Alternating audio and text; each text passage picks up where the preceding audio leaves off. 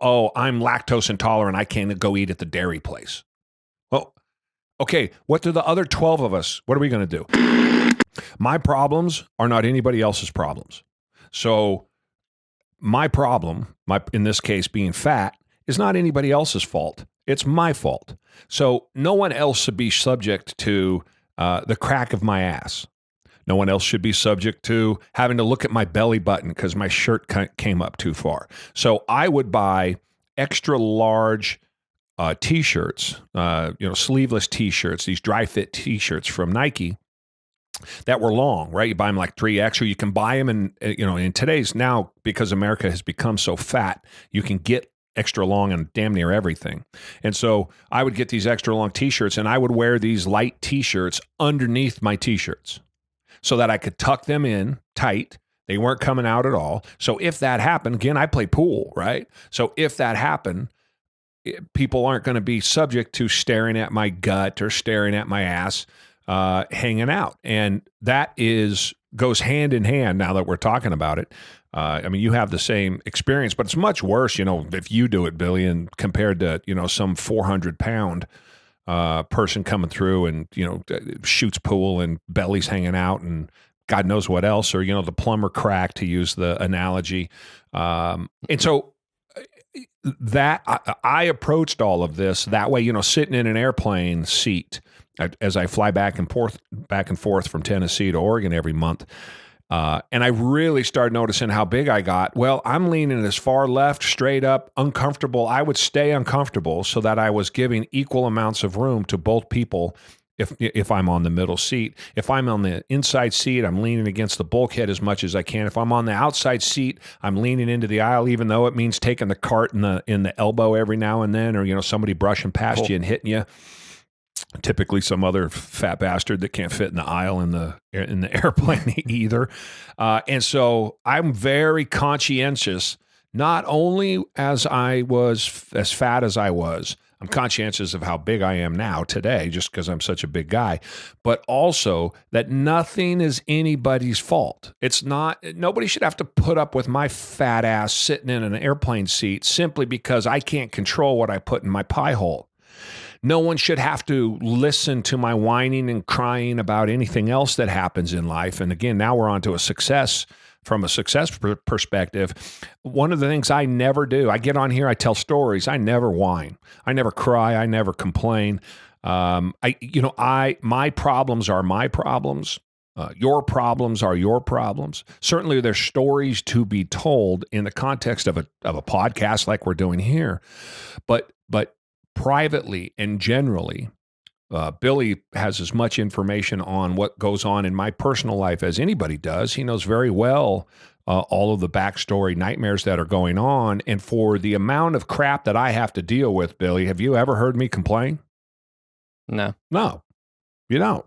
It's just another day, right? It's not Billy's problem that I've got difficult situations that I'm trying to work through, that I've got whatever issues have sprung out, any more than as a business owner, as a boss, as a manager. It's not your employee's fault that you had a bad day. It's not your employee's fault that you're fighting with your wife. It's not okay for you to take any of that out on your employees. It's not okay for you to take that out on any of your friends. Now, maybe you have 2 or 3 friends, very specific ones, that you can commiserate with, that you can get together and you can actually cry and complain to. But you have to understand, like all things, it has to be in context and it has to be kept at a minimum. There's no room for that sort of drama, and it's not anybody else's fault. If you want to quit smoking, we all know how difficult it can be for a lifetime smoker or somebody who's smoked for a long time to quit smoking. Well, that doesn't mean you get to go on diatribes about how hard it is to quit smoking. It can be that you're telling your story and your journey, but you don't get to say, I'm going to be all bitchy for the next 10 days or steer clear of me if you see me in the street or the rest of it. That's a defeatist attitude before you have even started. And that's not how you find that next notch. You find that next step up. It's not okay to torture everybody else around you while you're trying to better your life. Right? Good on somebody trying to quit smoking. Good on me for losing weight. But this is not quite the point. I mean, this is analogous to it, but we go out to eat a lot. So there's a lot of places I can't eat. I wouldn't think to stop my family, my friends, any of us from going out to eat or eating anything because it's not what I can eat. So many times, and this is going to ring true for a lot of people, you will hear people go, "Oh, I'm lactose intolerant. I can't go eat at the dairy place." Well, okay, what do the other 12 of us? What are we going to do? What about the rest of the family? So we can't go to the dairy place, the ice cream, whatever it is. Can't go to the Cheesecake Factory because you're lactose intolerant. I'm sure there's stuff that's lactose intolerant, but you get my point. Yeah. Because you're lactose intolerant, everyone else has to live through you, and you're the one that has to be pandered to because you have some theoretical ailment. I'll air quote the ailment, or you think you have some sort of ailment that means that you get some sort of special treatment. It is the opposite of that. Success is found on the opposite of that. Growth is found on the other side of that. It's the exact opposite. It's a person saying, and me in this case, I'm going to get up a little bit earlier before we go to breakfast, and I'm going to eat a steak.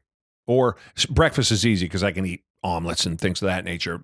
Use a different example. I'm going to go downstairs before we go to dinner because you guys want to go get Mexican food, and I'm going to eat a steak.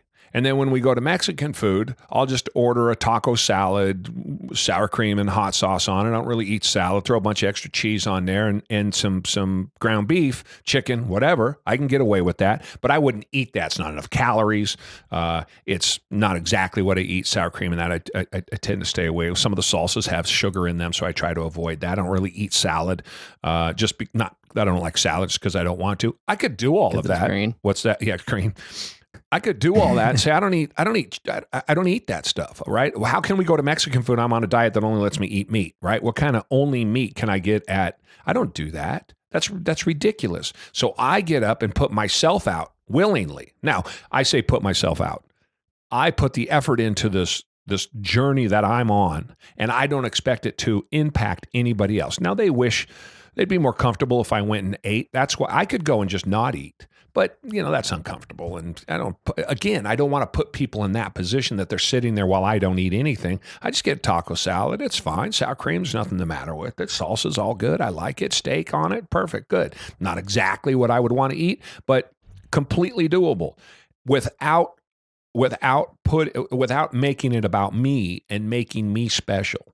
So those problems are, back to my original point, these are my problems. I'm the one that got myself fat. These are my problems. I'm the one that got myself into whatever problem you're having in life. And this is where, as you start to move up the ladder success-wise and you start to have more responsibility, this is the tie-in, and this is where this comes from.